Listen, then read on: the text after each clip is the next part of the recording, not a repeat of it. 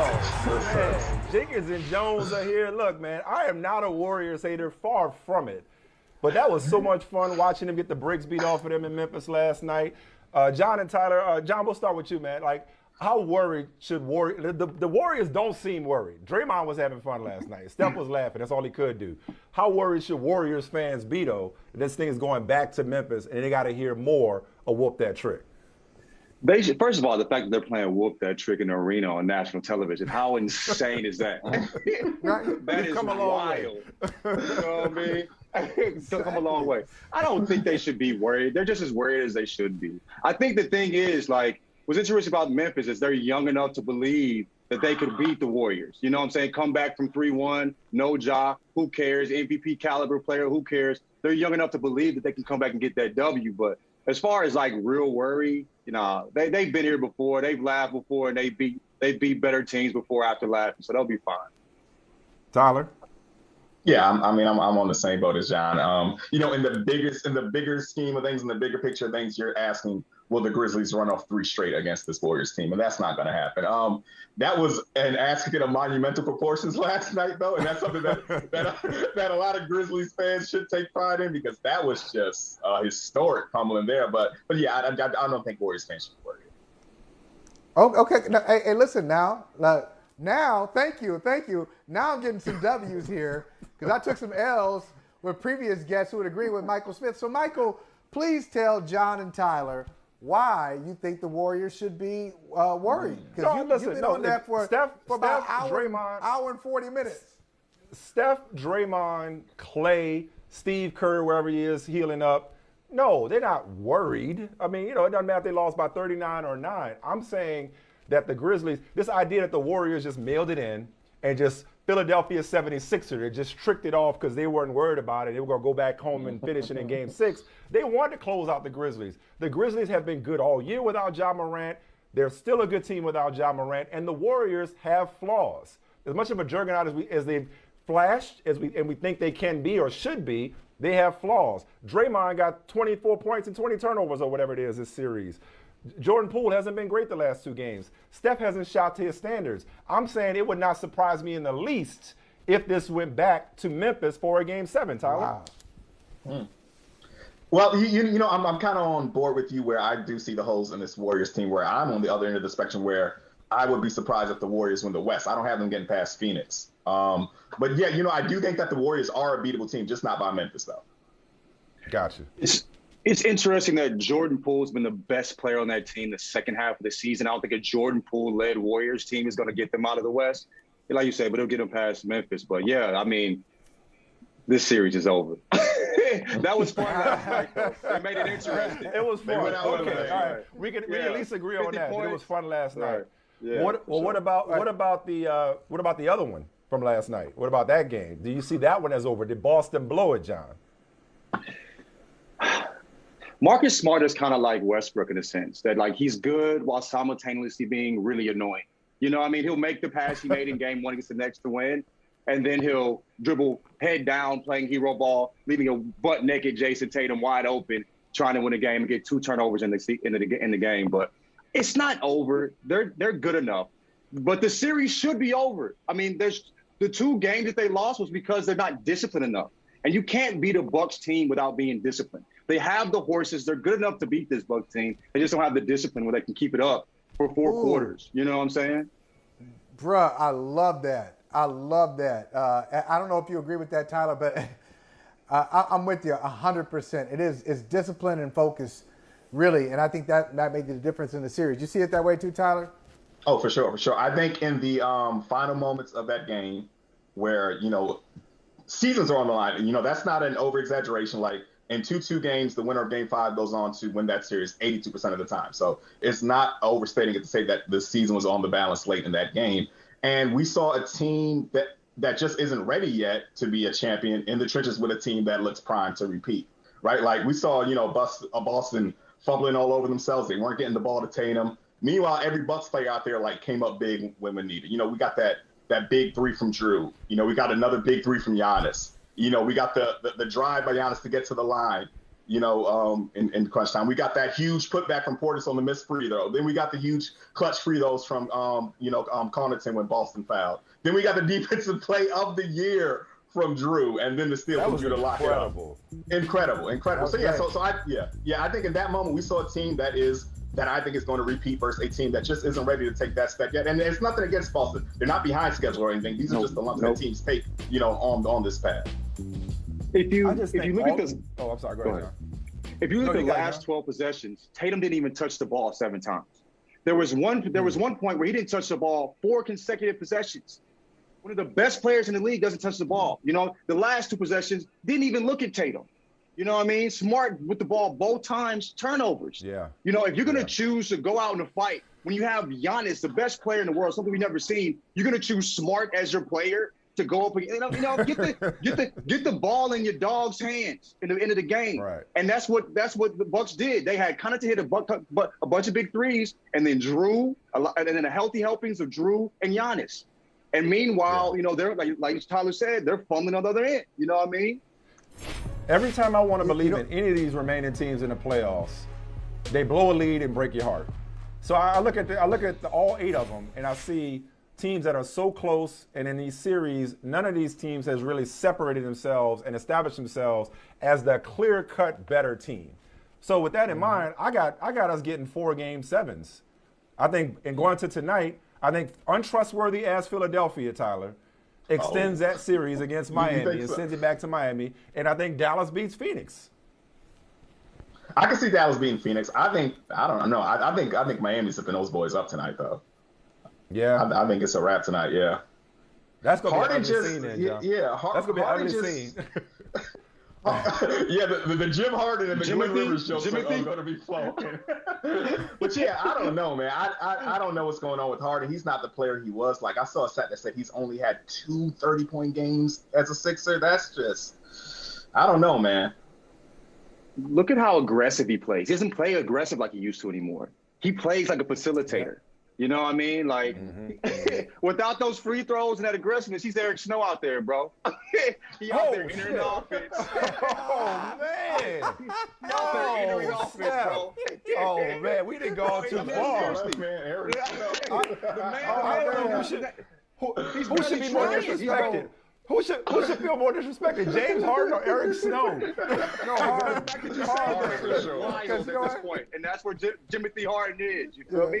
And he's a great player, but they're like, I think he's a 6th or 7th highest paid athlete in the world.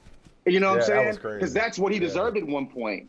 And now look at him. I mean, come on, man. But I think we're going to see more of this than what we used to see. I think he's more of a facilitator at this point of his career. I'm so glad you said about the highest paid player in the world, because that's an easy segue into LeBron as the highest paid player in the world.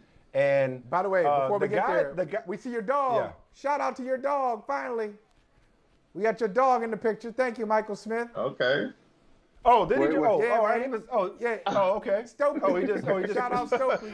Stokely walking around. Yeah. That's a hell of a name. Stokely Carmichael Smith. Stokely Carmichael Smith. That's his name. Bro, you a real one.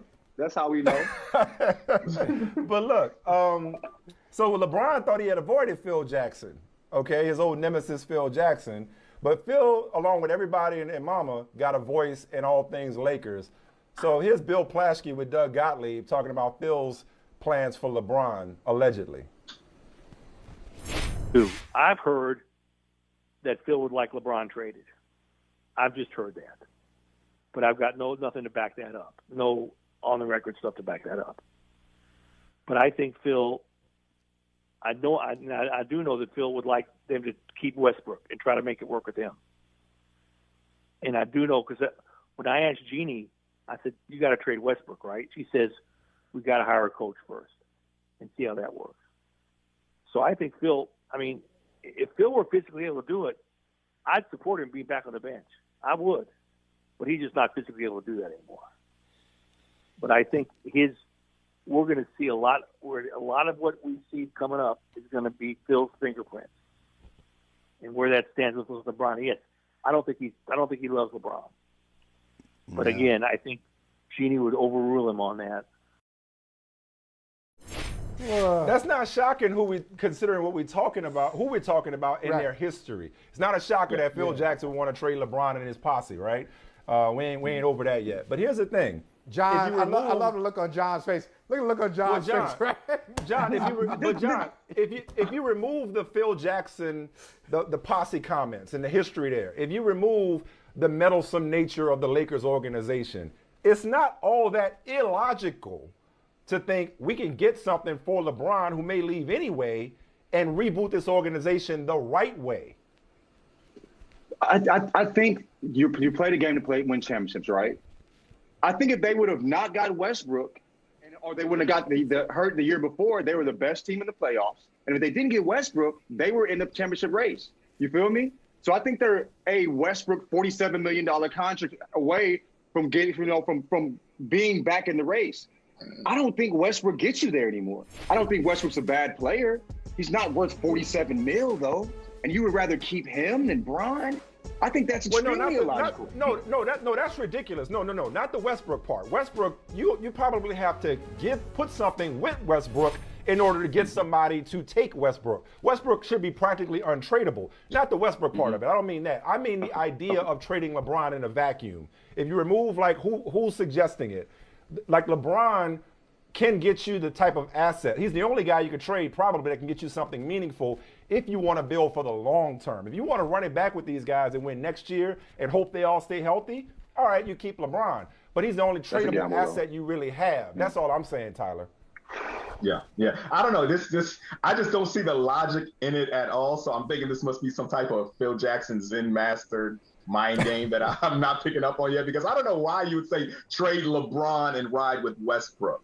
You know what I mean? Especially after the season those two just had. Like, it's just not the same. No, that's not the decision that needs to be made here. If we're looking at numbers, we probably saw the I'm best. sorry, John. We probably saw the best LeBron James this season. We're looking at numbers. Right. This is the best we've seen of LeBron, but he just had nobody around him. AD was hurt. Westbrook wasn't Westbrook. You know what I'm saying? So why would you trade that man when at this point we saw the best season we saw him in a Lakers jersey? You know what I mean? I'll tell you why I would real quick. I would consider it. And Michael and I talked about this, is because the Lakers have always gone for this quick fix. They always think they're a championship contender. That roster was poorly constructed last year. What is their way out? And are they willing, both in terms of their head coach hire and their personnel decisions, to actually approach this in a sensible, long-term way? And if they are, they got to stop looking at it as like, we all in on a championship this year, future be damned, LeBron maybe walking away be damned, and look at this and say, what's the best path forward for this organization? It might be to deal LeBron, especially if he ain't committed long-term, Michael. But see, here's the problem. Phil Jackson to F it up. Okay, like, well, that's the problem. Those are like the feel of it all. Those are like 2 or 3 different conversations. Like, so if you're talking about just your average to above average general manager who's trading LeBron, okay, you might get something. Like, okay, go to the extreme. You got Sam Presti. Trading LeBron, then you feel good about what's coming back. Phil Jackson is a brilliant coach. Is a whack team builder. Like, are we forgetting what he did in New York?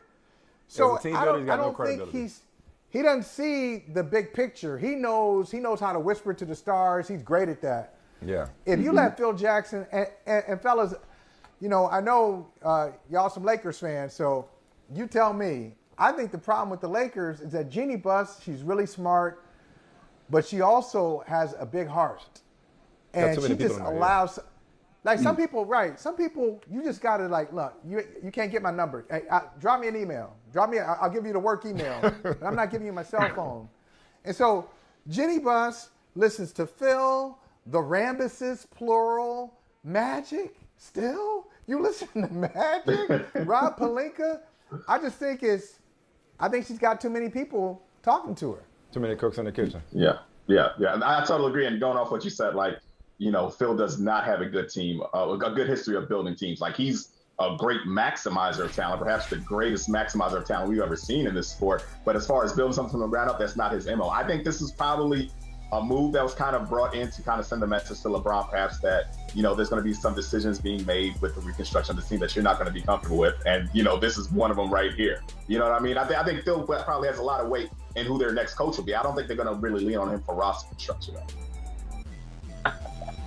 I respect that because I think somebody should have told LeBron no Westbrook last year. You know what I'm saying? Like, that doesn't make any sense. I know that's your homie. I know that's a good it feels good for LA, but you know, you ain't the LeBron that could just out LeBron bad play like that anymore. You know what I'm saying? Like, so no Westbrook. I think that would have been good to have somebody in that position to say that, but I don't think he should be in just, you know, the GM, you know what I'm saying, like he was in past years, but trading him is wild to me. Well, let's do the Lakers of the East in some respects before we let y'all go. That's the Nets. Speaking of people that don't get told no. Sean Marks seemed to be talking real tough yesterday, as if there's a world in which he would get rid of Kevin Durant's boy, Kyrie Irving. Here's Sean Marks. Tyler, how's Kyrie receiving that? I don't know. I think this has the potential to get ugly if neither side blinks here. Because Kyrie's a wild enough boy to where he would not surprise me if he walked away from the game if he didn't get the deal he wanted. Like, would any of us be surprised if that happened? I'd be damn sure wouldn't. Like, and so, you know, but good on Sean Marks for taking the stand here, because if this Nets team didn't learn that there's no shortcuts to this, that you have to be there all season, you have to build that chemistry. You have to, you know, have a team, a roster that's dedicated to defense. You have to have some coaching, some scheming. If they didn't learn that lesson from this season, then it's a lost cause. Like, you know, if they're going to do a revamp here, they have got to be on board with that. You got to be locked in for the whole season. You got to get some defenders on that team, and you got to get some coaching. So, yeah, I think Sean Marks is addressing one of those needs right there with those comments to Kyrie. It's just interesting saying selfless team basketball when their game plan is to go out there and get buckets, KD and Kyrie. You know what I'm saying? Like, get a coach that you know, that schemes and creates a team. You know what I'm saying? Like, but I agree with Tyler completely though. I think it can get ugly. You know what I mean?